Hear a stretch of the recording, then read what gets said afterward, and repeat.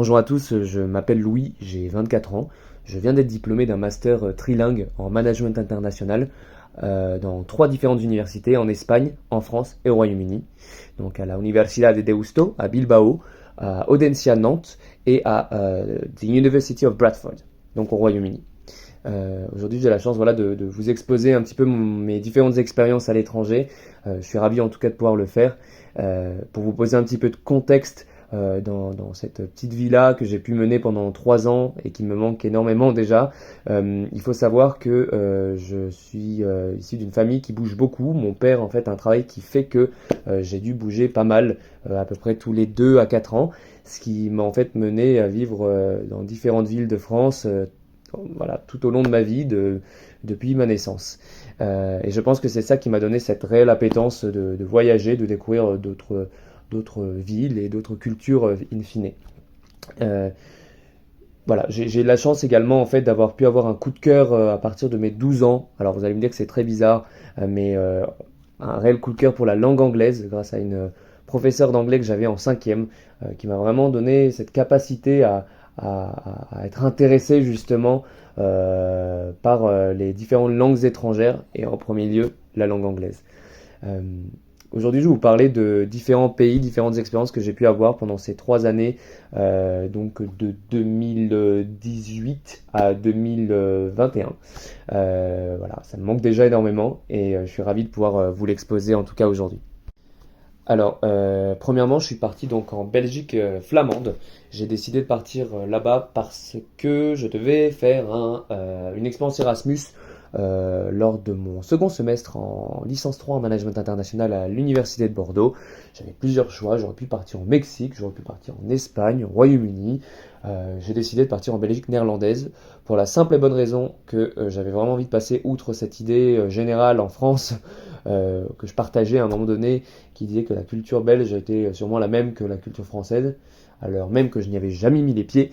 Donc autant vous dire que j'avais vraiment envie de passer outre cette idée-là, et parce que j'avais entendu beaucoup de bien de Ghent en termes d'expérience, on va dire, à l'université, parce qu'il y avait un très bon niveau dans cette université, et d'un point de vue des sorties. Très clairement une ville très fêtarde, et c'est aussi ça a été l'une de mes motivations pour partir dans cette destination.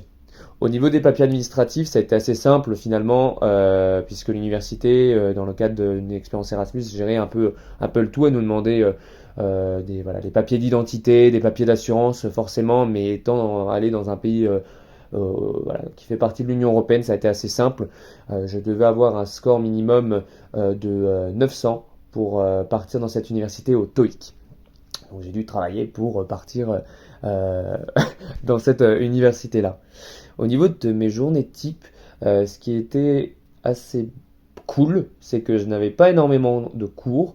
Je devais avoir 15 heures de cours par semaine, ce qui n'est pas grand-chose.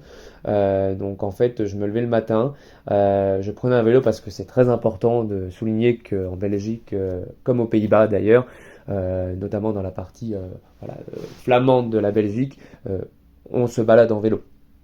On ne va pas à pied, on ne prend pas la voiture, ou très peu. Très peu sont les gens qui prennent le tramway également.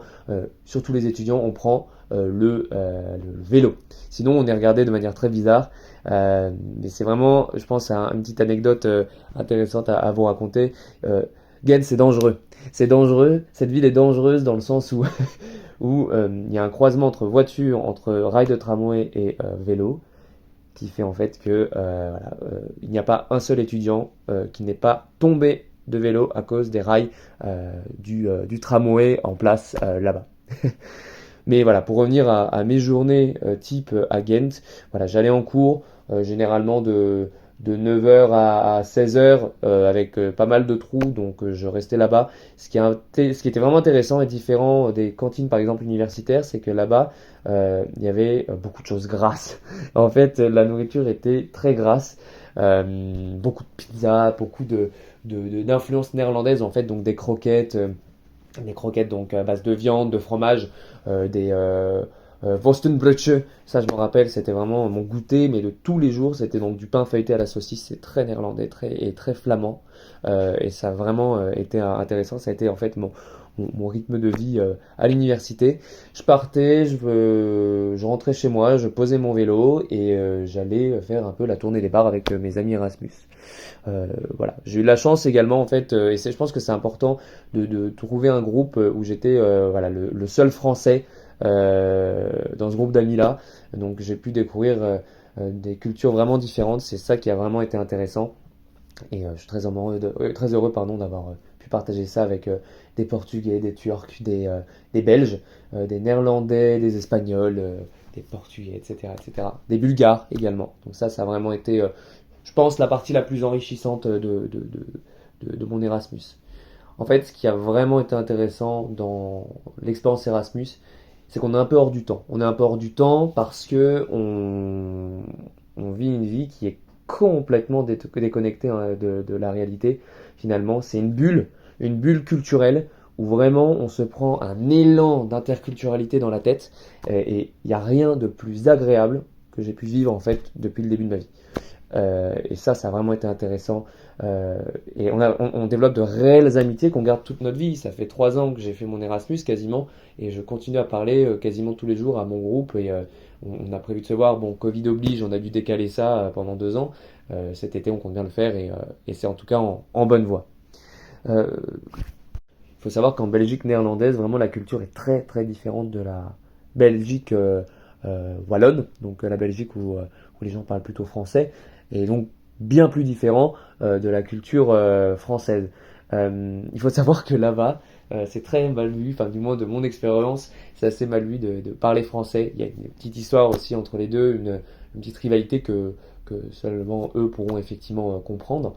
Euh, mais voilà, moi je savais que des amis belges et flamands en fait me disaient que les gens n'aimaient pas trop qu'on parle français. Tant mieux, puisque je n'avais absolument pas envie de parler français. Donc ça, c'était vraiment dans un contexte où il fallait vraiment que je parle anglais et jamais français. Donc vraiment, j'étais mis dans une bulle où l'anglais était primordial, puisque je ne parle pas un mot de flamand. Ça a été une aventure extraordinaire qui a duré pendant 7 8 mois, que je n'oublierai jamais. Ça m'a permis de rencontrer des gens du monde entier. Moi, je vous conseille d'y aller. Ça vous permet d'apprendre, enfin, d'ouvrir votre esprit, de vivre de belles aventures, d'avoir de belles connaissances. Et ça a vraiment un impact sur votre vie personnelle et sur votre employabilité, tout simplement. Comme toutes les autres expériences que je vais vous citer aujourd'hui. Par la suite, après mon Erasmus, j'ai dû faire un stage de 3 mois. Et à l'issue de ce dernier, je n'avais postulé pour aucun master. Je me sentais absolument pas prêt. J'avais encore la bougeotte. Et je ne savais pas réellement quel master spécifiquement je voulais faire. De fait, j'ai décidé sur un coup de tête de partir en fait en Espagne, à Barcelone, pour apprendre l'espagnol. Beaucoup m'ont dit que c'était une très mauvaise idée parce que je n'allais jamais aller apprendre l'espagnol parce qu'il y a plus d'italien, de français, de portugais à Barcelone qu'autre chose. Et moi j'étais vraiment déterminé dans cette idée-là parce que je me suis dit j'ai un objectif, mon but c'est vraiment d'apprendre l'espagnol, on y go et on y croit. Pour y aller, j'ai dû en fait financer un peu tout ça et j'ai travaillé dans une entreprise qui sous-traitait en fait les services clientèle d'une boîte très connue de voyage. Et ça a été vraiment très intéressant parce que c'était extrêmement multiculturel là-bas et j'ai en fait eu la chance de travailler en anglais, en français, en espagnol, donc avec des clients par email, par chat et au bout du fil. Euh, Ce qui a été incroyable dans cette expérience à Barcelone, pour être totalement honnête, je pense que ça a été peut-être la meilleure expérience de ma vie en termes de rencontres et d'apprentissage sur moi-même. J'ai pu apprendre tellement de choses. J'ai appris une langue parce que je me suis forcé en fait à parler avec. Vous allez rire, mais j'ai appris en fait l'espagnol avec mes amis de là-bas, brésiliens. Euh, je leur disais, moi je veux parler espagnol avec vous, il est hors de question qu'on parle anglais, je parle déjà très bien anglais, il est temps de parler espagnol. Et avec eux, j'ai parlé espagnol et ça a été vraiment formidable d'apprendre tout ça. D'un point de vue interculturel, c'était fou, c'était fou. Si vous voulez une expérience interculturelle, allez à Barcelone et forcez-vous à ne pas être qu'avec des Français. Forcez-vous à parler avec des gens d'autres nationalités parce que c'est pas ce qui manque. Et vraiment, j'ai adoré. J'ai pu apprendre plein de cultures, la culture brésilienne, la culture portugaise, la culture italienne. C'était formidable, tout simplement. D'un point de vue administratif, c'est compliqué hein, de travailler en Espagne au tout début pour une seule chose. Ceux qui sont déjà allés travailler en Espagne le savent, ou même faire un stage, c'est le NIE. Le NIE, c'est en fait la carte verte hein, en équivalence voilà, en Espagne, donc pour pouvoir travailler. Il est impossible de travailler en Espagne et de faire un stage si tu n'as pas cette carte niée. Il est également très compliqué de se la procurer. C'est un enfer.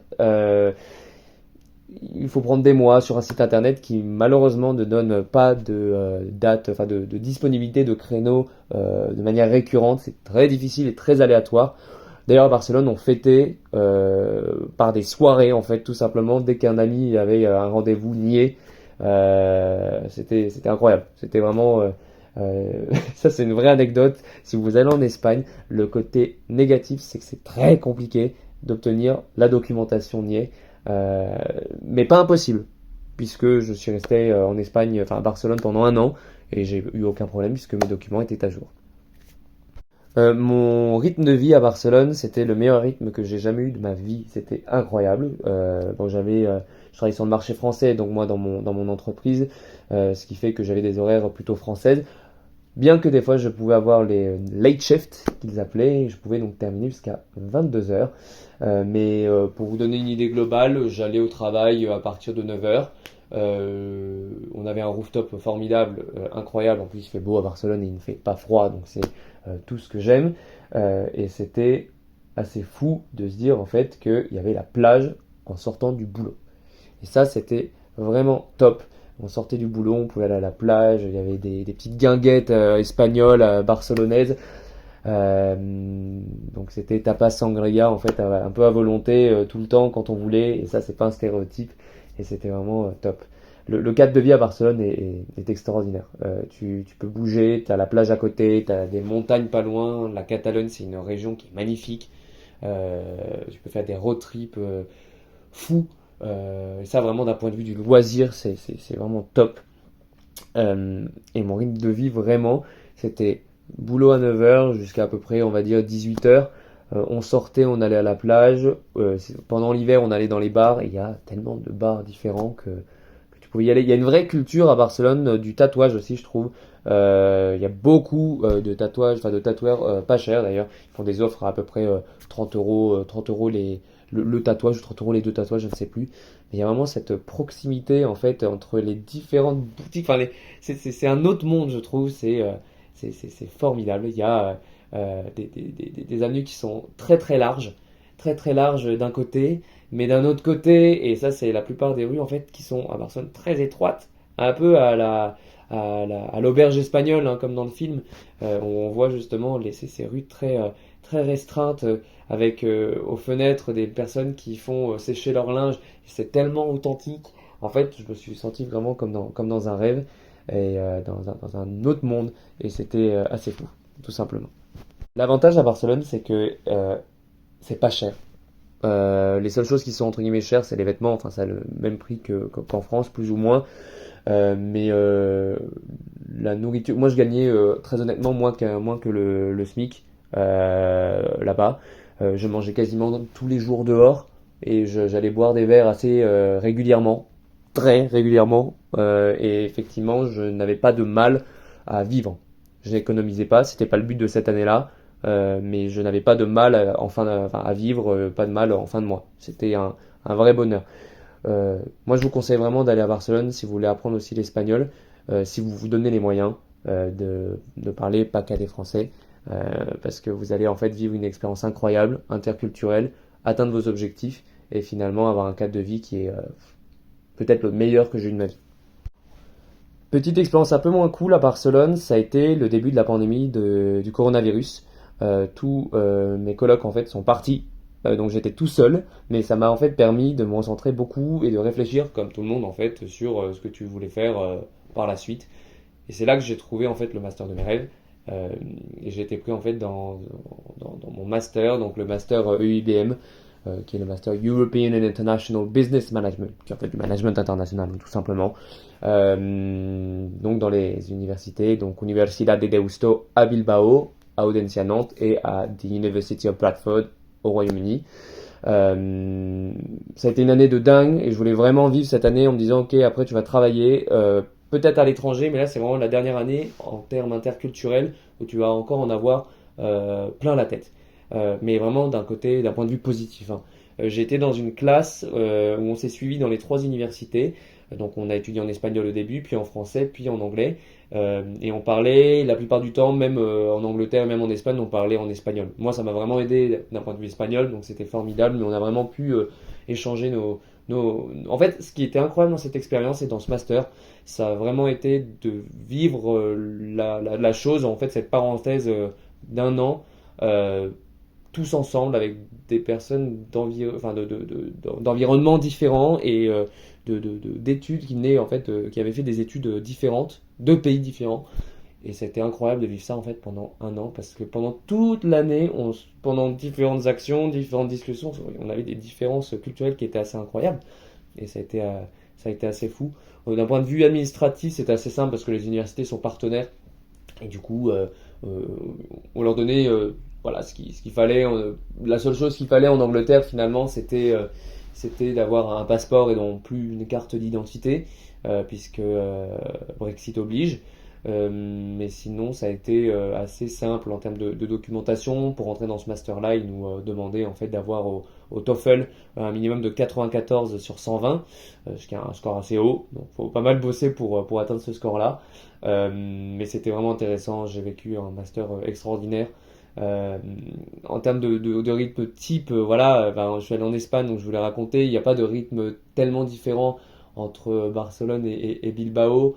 Je vous dirais juste qu'en fait, voilà, j'ai vécu le Covid aussi à Bilbao, donc le rythme était un peu différent, mais vraiment ce qui était intéressant dans mon expérience, ça a été le mélange interculturel qui était juste formidable et qui m'a permis en fait moi personnellement de mûrir mes compétences en langue, surtout en espagnol, et ça m'a aussi permis d'ouvrir mon esprit tout simplement, de connaître du monde, d'augmenter mon employabilité parce que ça m'a vraiment aidé dans ma recherche d'emploi dès janvier 2022. Euh, et vraiment ça a eu un impact totalement positif et ça me manque. Pour vous résumer un petit peu, moi je vous encourage à avoir des expériences à l'étranger. Euh, je sais que pour beaucoup c'est sortir de sa zone de confort. J'avais cette chance-là de toujours avoir envie de partir et de découvrir des pays, mais au tout début ça a été malgré tout difficile. Ma première expérience à l'étranger quand j'étais plus petit, j'avais 14 ans, il me semble, et c'était dur en fait de dire ok là je perds mes repères, je pars et je suis pas bon en anglais, enfin je suis bon mais qu'à l'école et j'ai jamais pratiqué avec des anglais.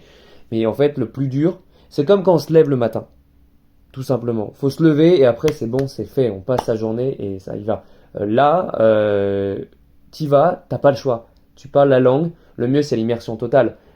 Tu t'as pas le choix. T'y vas pour vivre en tant qu'humain, quoi. Parce qu'en tant qu'humain, on a besoin. On est une espèce qui a besoin vraiment de vivre avec les autres et d'avoir, enfin, de sociabiliser pour être heureux, tout simplement.